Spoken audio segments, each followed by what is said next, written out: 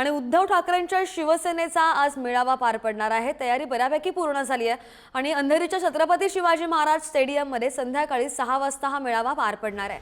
आम्ही शिवसैनिक बाळासाहेबांच्या विचारांचे, आम्ही निष्ठावंत उद्धव बाळासाहेब ठाकरेंचे अशा आशयाचे टीजर मेळाव्याचा बनवण्यात आल्याचं सुद्धा पाहायला मिळत आहे।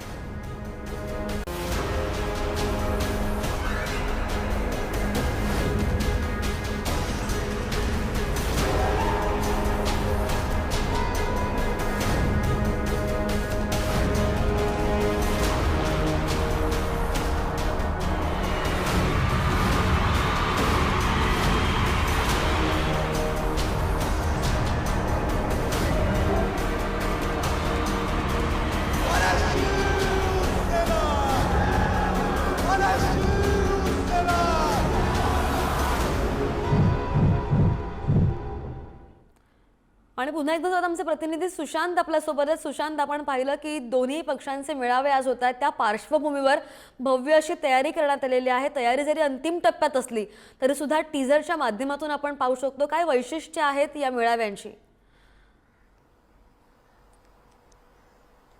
अगदी खरं आहे। श्रद्धा, बघितलं असेल तर विधानसभा निवडणुका झाल्यानंतर खरं तर पहिल्यांदाच दोन्ही नेते आपल्या कार्यकर्त्यांसमोर आणि पदाधिकाऱ्यांसमोर जे आहेत ते भाषण करणार आहेत। आपण पाहिलं असेल तर विधानसभा निवडणुकीत एकनाथ शिंदेंच्या शिवसेनेला अपेक्षित यश मिळालं आहे, तर दुसरीकडे उद्धव ठाकरेंच्या शिवसेनेला फारसं अपेक्षित यश मिळालं नाही। लोकसभेमध्ये जो परफॉर्मन्स उद्धव ठाकरेंच्या शिवसेनेचा होता तसा विधानसभेत दिसला नाही आणि त्यानंतरची खरं तर आज पहिली सभा जी आहे ती उद्धव ठाकरेंची देखील होणार आहे।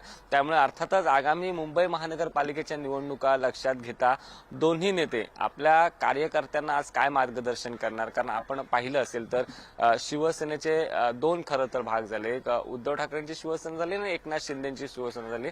2.5 वर्षापासून दोन्ही शिवसेनेकडून खऱ्या अर्थानं शक्ती प्रदर्शन केलं जातंय, मात्र आता विधानसभा निवडणुकीनंतर पहिल्यांदाच हे शक्ती प्रदर्शन होत आहे आणि त्याचमुळे जय्यत तयारी दोन्ही पक्षाकडून केली जाते।